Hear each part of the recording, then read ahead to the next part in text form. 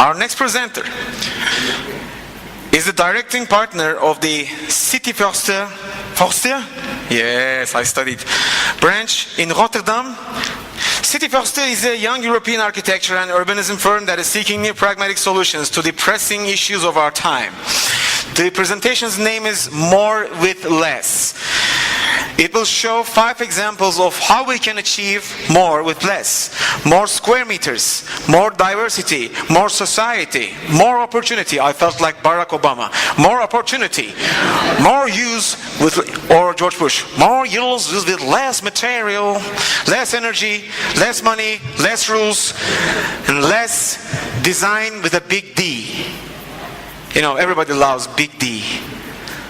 Please welcome, from City Forster, Martin Sobota.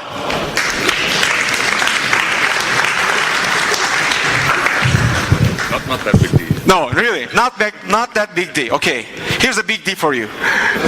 Thank you very much. Thank you. So it's getting late, so I will try to make it a bit easy. Well, like you said, Martin Sobota from City Forster. We're a European kind of network of architects that has turned into a firm recently. And I will try to give you or share with you actually a little bit of a concept that keeps us busy, but maybe also keeps you, or probably actually doesn't keep you busy right now, but maybe should keep you busy. I think I will hope I make that point clear. Actually, I'm going to show one project that we're doing right now in Tirana, which is actually a context that I feel is quite similar to here. Also, very quick dynamic growth. Actually, a lot of makeover. You see a bit the context and also the amount of square meters that has to be added there. And I think it's the same is kind of happening here. And it's very dynamic times, but it's also some issues being lagging behind. The developer we did quite a few projects for, and he always wants more square meters, but for less money and in less time. And here we were especially happy because he gave us a site like this on a triangle. I mean, respecting distance rules and so on, it's very tricky, but we actually, simply by design, we managed to simply cut down facades and all these kind of things and fit the building in. So in order to achieve that, actually the project architect on this was Turkish, so maybe that's why she managed so well to deal with this kind of situation. But I don't want to talk so much about our own projects. I want to talk more about a bigger issue that we're facing, and this is that actually our planet, I think, is really becoming too small. I mean, you all know the story since Al Gore, but I think we cannot repeat it often enough that you know, the way, and I think this is where Turkey is moving now, to a kind of Western lifestyle. If that happens, we need something like 4 to 6 times the planet that we're having now, and we simply cannot continue like this. So if we're ready for a makeover, and if maybe here in Istanbul you have to develop the city of the future, the question is, how can you develop that, and how can you develop that smarter than we maybe did in Europe before. And I think it has a lot to do with economy, and it has a lot to do with how can we actually have a better life without, you know, having to grow, or having to grow in a different way, and not growing based on resources, but trying to find another way. This is a picture I found. I mean, this is the way that we imagined in 1925 the future. Huh? Like you may live to see electric trains, spiral escalators, freight tubes, and this whole technocratic way of looking at things. But I think we're finding out that that's what's actually causing the crisis, that we're relying too much on systems, on scientific systems, whereas we might have to think more in natural systems. I mean, in natural systems, crisis is always a chance. So never waste a good crisis, they say, because you're able to invent something new. Then we can question ourselves, I mean, is comfort really that's what we're looking for? Or isn't it ridiculous that we're building escalators and in the evening we're going to the gym? And is it really that a car has to be the status symbol? Or shouldn't it be like the mayor of Bogota is saying, a developed country is not a place where the poor have cars, but where the rich use public transport? this is a favorite picture of mine. It's showing the same amount of people being transported by 3 different means, by the car, by the bus, and by a bicycle. And you see what that means in terms of space usage. So if you have to widen your streets, maybe think of a different mode of transport.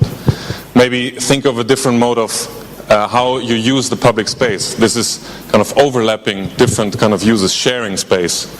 And it's not only a more efficient way of using things, it's also adding qualities. I mean, this street in Brighton, it has added 200% in public traffic. It has 600 times or 6 times more, 600%, 6 times more that people stay in that street. So the shop owners are very happy about these kind of things. So, but it's very old concept. It's not technocratic concepts. It's really thinking about it. Or this, I mean, it took us 100 years from Le Corbusier proposing that we should use the roofs of our buildings until we finally start making some use of it. And of course, everybody knows that this is not efficient agriculture, so we shouldn't think that we're getting our tomatoes from the roofs, but it actually is becoming a social space. It's really doing things together and learning how nature functions.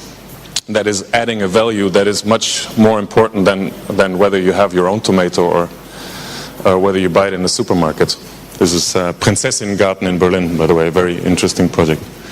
And I think it has all to do with this kind of Maslow once described this, the hierarchy of needs, that you're moving from basic physiological needs of having food and then having safety and having very basic needs, but the needs always go higher, and a social environment is in the end what counts much more than material values.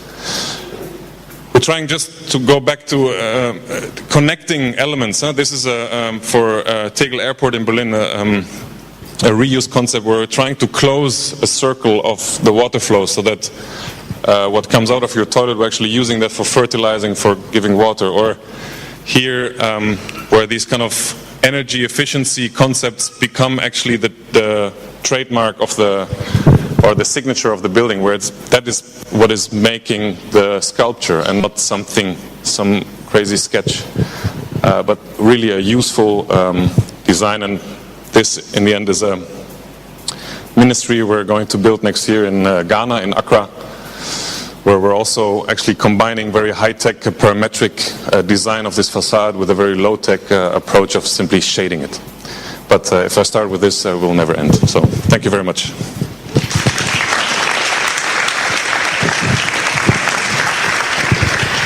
Mr. Questions? Sobota.